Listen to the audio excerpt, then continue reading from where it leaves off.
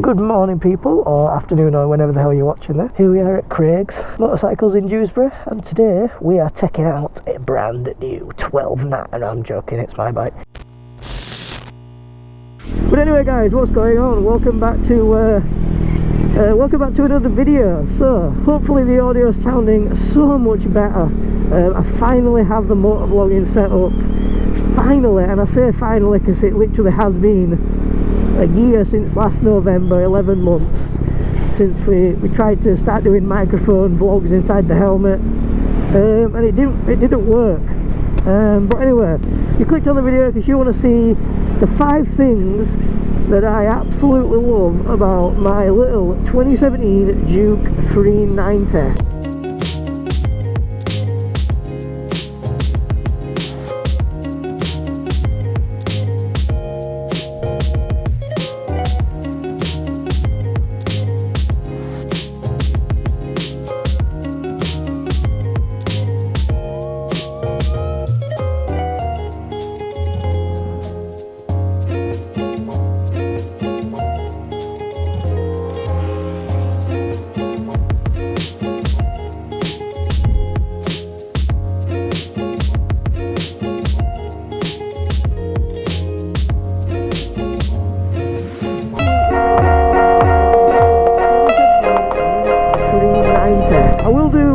Vice versa to this video, because along with everything that you do like, there is some stuff that could be improved or that you just don't like. So we'll go ahead to the top 5 things that I do like today, and if this video does really well, we'll do a second part too. So number 1, the first thing that I love about this bike, and it's something that I thought would wear off, and I'm really glad it hasn't, is the looks of the bike. Because it's a KTM, because it looks different, it's got these sharp haunches, the wasp-line look. I thought, wow, what a different looking bike. And I thought, well, if I've got it for 2 or 3 years, like I have done, like, it'll wear off.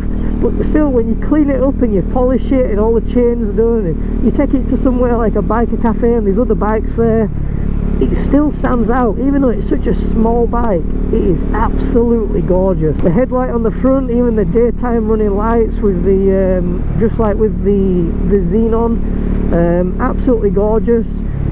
All the way down to the trellis frame. Once you get that nice and clean, and all the swing arm on the bike's absolutely gorgeous for such a low cc bike. It's got a nice machine driven swing arm. That was the one thing that drew me to the bike in the first place. When I moved up from my 125, I wanted something different, something really different, and the MT-07 is a gorgeous bike, don't get me wrong, but you can't deny the looks of the 390, well, the Duke range, all the way from the 125 to the 1290. They all look absolutely incredible. I think some people don't like them, but I'm one of them bikes, whether you like it or you don't like it. If it's parked up at the side of the road, it gets people looking at it. So yeah, that is the number 1 thing I love about this bike, how it looks. Now the second thing that I absolutely love about the bike, again, it's a little bit of an obvious one if you own the bike. It's got to be that TFT display that stares at you. I have done a walkthrough on the channel of the TFT. The amount of stuff it can do for such a small bike. This is the reason why this bike is so good and stands out, because a couple of years ago, before even small cc bikes were like a thing, they were just an afterthought. People would throw an engine in them, they'd throw a frame on it, throttle cable. This bike now, electronic throttle, ABS, different modes, TFT. It's unbelievable what's on these small bikes now, and that's because there's a bigger market for them.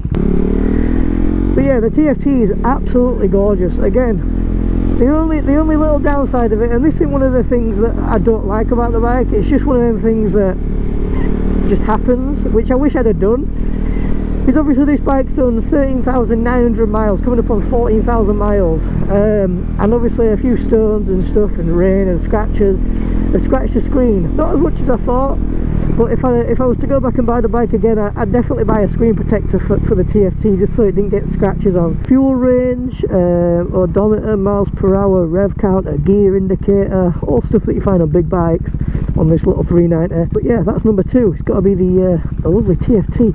I think the next one has kind of changed since I first got the bike.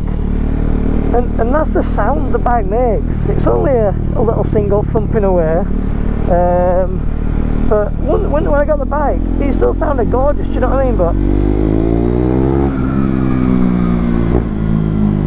yeah, number 3 has got to be the sound about the bike. It sounds lethal. I think with the slip-on I have, I think most slip-ons do sound the same once you debaffle them. So I'm running the header and the cat. I've only got a different aftermarket pipe.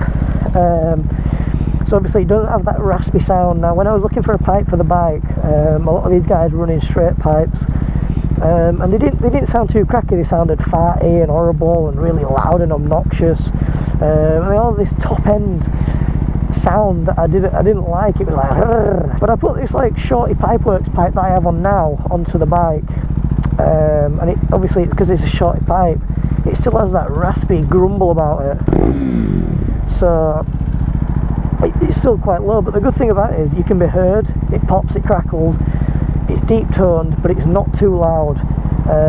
Simon, who I ride with, who has a 390, also has the 390 as well. He has the IXL pipe on his.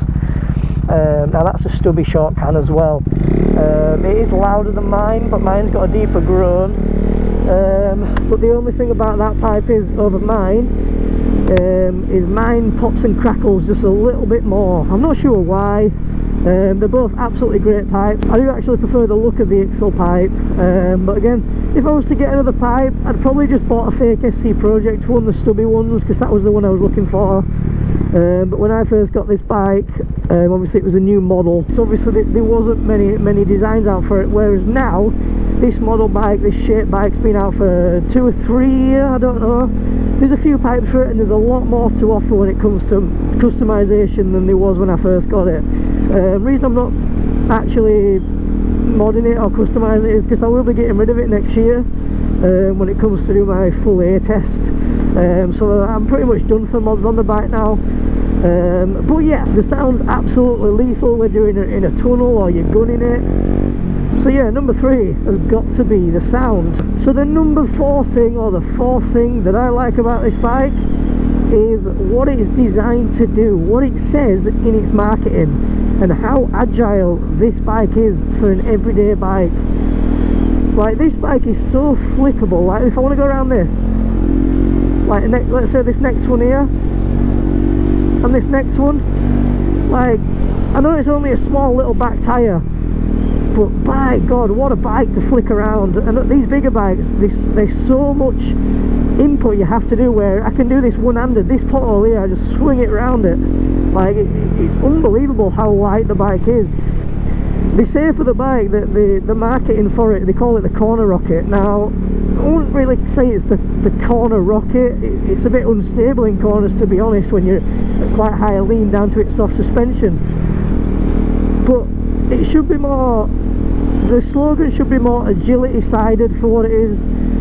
In and out of traffic, on motorways, the best time I can remember filtering with this bike, where it was outdoing bigger bikes, is when we went to Scotland last year.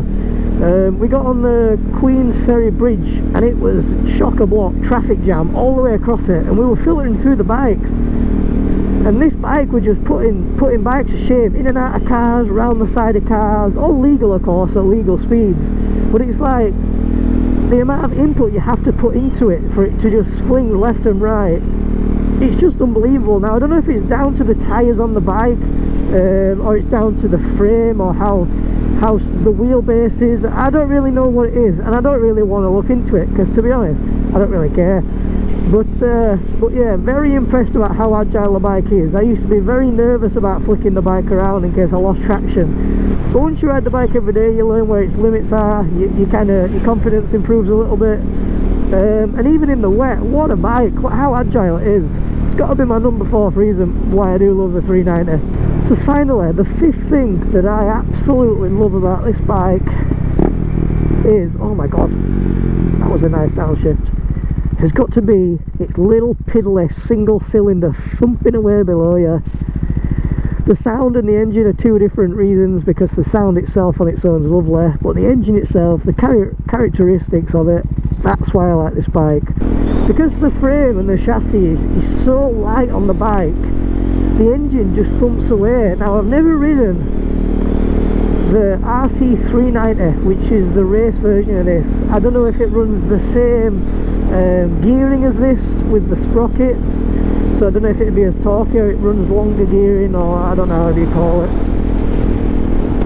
But I have ridden the Vitpillen 401, which is the 390 engine. That was geared a little bit longer, so it had a little less acceleration, but its top speed was higher. Now if I was to have this bike again for another year, I would change the gearing just to make them gears a little bit longer so it cruised at higher speeds. But the torque feels so much greater than it is, down to the frame and how light the bike is.